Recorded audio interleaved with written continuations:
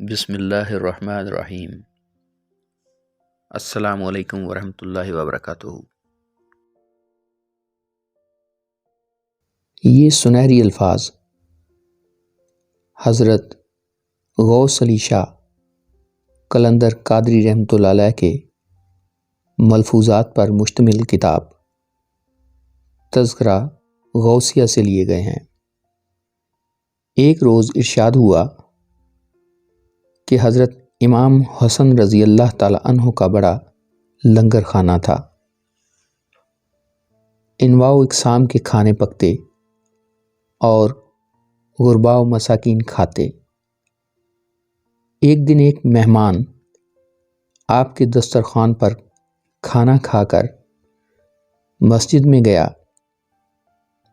وہاں دیکھا کہ ایک مرد خدا خوش صورت و خوش سیرت جو کے ستو سے روزہ افطار کر رہے تھے۔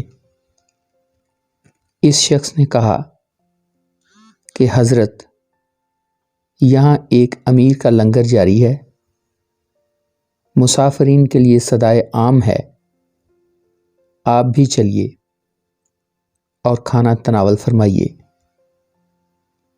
انہوں نے جواب دیا کہ میاں، ہماری قسمت میں تو یہی ستو لکھے ہیں۔ پھر وہ مہمان حضرت امام حسن علیہ السلام کی خدمت میں حاضر ہوا اور مسافر مسجد کا حال سنایا اور کہا کہ آپ ان بزرگ کے لیے مسجد میں کھانا بھجوا دیں۔